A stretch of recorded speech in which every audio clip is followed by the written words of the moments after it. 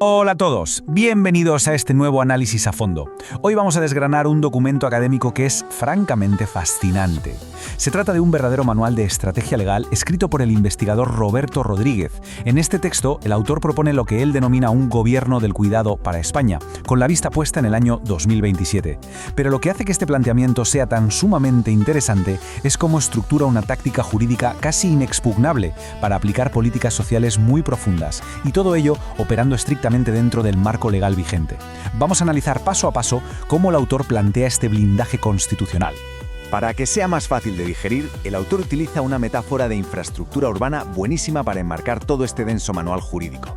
Así que lo vamos a ver en 5 bloques: el diagnóstico fáctico, el semáforo constitucional, el código de circulación, los badenes institucionales y, por último, el pacto peatonal.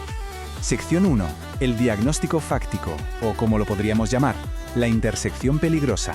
Bueno, antes de proponer cualquier solución, el texto establece de forma muy rigurosa cuál es el punto de partida del mercado de la vivienda español proyectado hacia 2026. Y fijaos en este número, 35.000.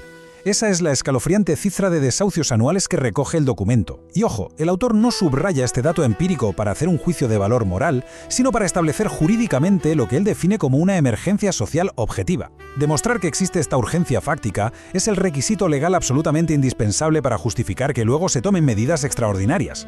Pero claro, en claro contraste con esa urgencia habitacional, el documento nos expone la otra cara de la moneda del mercado. La inversión institucional en el sector residencial alcanza un récord de 5.800 millones de euros, con un tremendo crecimiento interanual del 25%.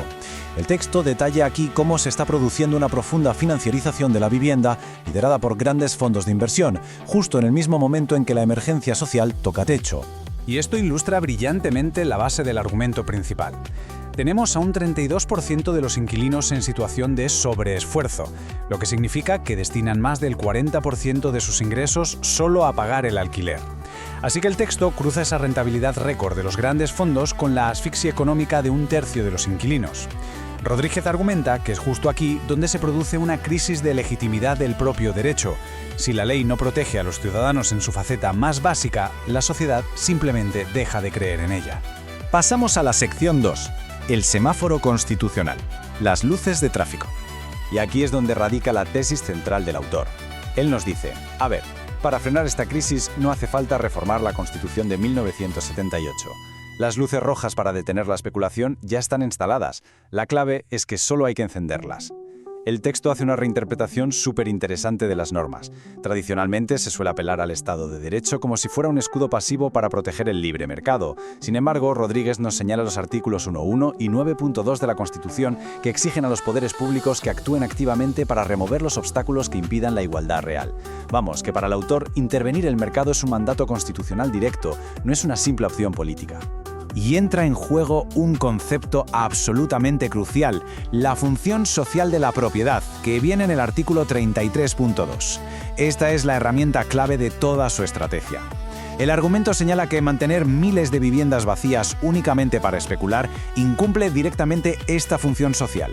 Por lo tanto, basándose puramente en la Constitución, el plan propone que un gobierno podría aplicar expropiaciones temporales o cesiones forzosas de uso sin que eso sea inconstitucional. Finalmente, en este bloque se aborda el famoso artículo 47, el derecho a la vivienda. Normalmente se considera un mero principio rector, una buena intención sin más, pero la estrategia propone elevarlo a la categoría de derecho subjetivo vinculante, es decir, un derecho que se pueda exigir directamente ante un juez. ¿Cómo se lograría esto? Pues prohibiendo los desahucios sin alternativa, garantizando realojos inmediatos e invirtiendo la carga de la prueba.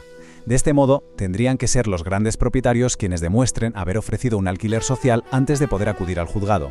Vamos con la sección 3. ¿El código de circulación o el plan de los 100 días?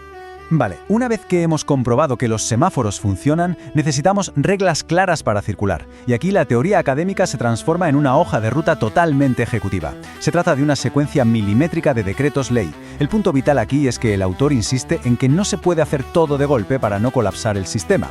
En los primeros 15 días, el objetivo es frenar la hemorragia parando desahucios y limitando rentas. En la segunda quincena, se ataca el problema estructural creando un fondo de vivienda pública mediante un impuesto del 50% a la rentabilidad de los fondos. Y entre el mes 1 y el 2 se despliega el blindaje normativo para que los juzgados apliquen automáticamente estas suspensiones, evitando así un colapso masivo en los tribunales. Ahora bien, el autor es plenamente consciente de que una acción así de drástica va a provocar con total seguridad una enorme reacción del mercado financiero. Para evitar que las primas de riesgo asfixien la economía del país, el documento diseña pasos preventivos que actúan como un escudo macroeconómico.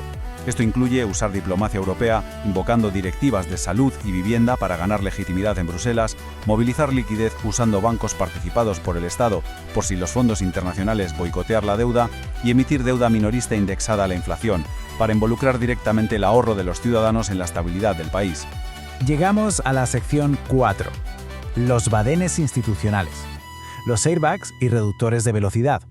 Porque claro, de nada sirve tener un buen código de circulación si no hay sistemas de seguridad instalados. El autor identifica que el sistema judicial y administrativo convencional va a oponer una grandísima resistencia, así que plantea reformas institucionales que funcionen como airbags. Propone que la abogacía del Estado asuma un rol activo en defender a los ciudadanos vulnerables desde el día 1 y que el Ministerio Fiscal empiece a perseguir el acoso inmobiliario. En cuanto al Poder Judicial, sugiere una renovación acelerada introduciendo incluso sorteos para elegir juristas. Y es importante aclarar que el autor explicita que el objetivo de todo esto no es un control partidista, sino dotar al Estado social de defensores reales e independientes.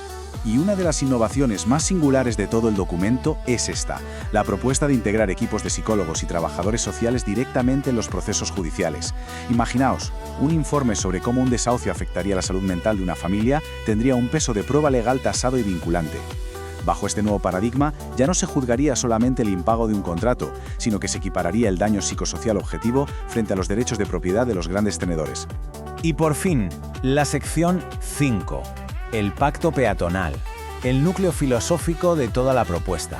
Lo que resulta realmente interesante ahora es que llegamos a la médula de este análisis jurídico, donde se aborda la principal crítica que se le puede hacer a una estrategia legal de tan altísima intervención.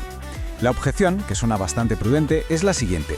Si diseñamos un sistema imperfecto que le da tantísimo poder de intervención al gobierno mediante decretos ley, ¿no estamos abriendo la puerta para que un futuro gobierno autoritario sabotee el sistema desde dentro usando estas mismas herramientas? Pero el autor responde a esta crítica argumentando con lo que él llama la falacia del veto, basándose en la solidez de ver el Estado de Derecho como un pacto peatonal. Nos explica, sin tecnicismos vacíos, que esa objeción incurre en una falacia fundamental que paraliza cualquier avance legislativo.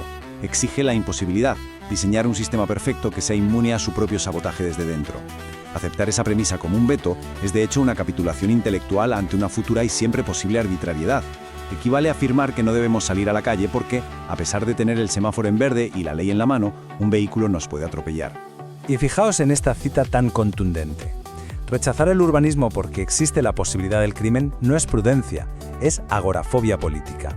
Según el autor, su propuesta de reforma para los ministerios de Justicia, Vivienda y Cuidados no es un mero trámite administrativo, es precisamente el semáforo, el paso de peatones y el código de circulación.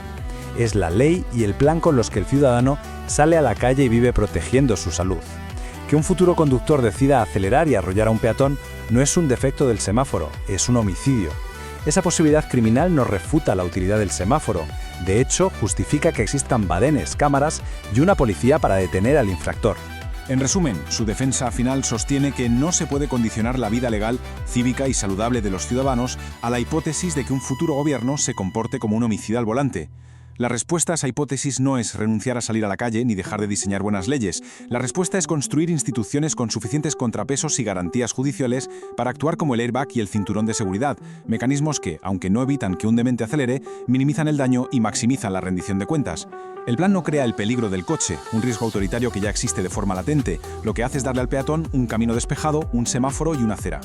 Y para cerrar, el documento nos demuestra que los límites del Estado de Derecho pueden ser muchísimo más amplios de lo que nos solemos imaginar. Pero claro, activarlos requiere voluntad. Así que os dejo con esta reflexión final. Si la ley puede actuar como un escudo real para las familias en lugar de como un arma para la especulación, ¿estamos como sociedad preparados para encender de una vez esos semáforos constitucionales? Queda para pensarlo. Muchísimas gracias por acompañarnos en este análisis a fondo. Nos vemos en la próxima.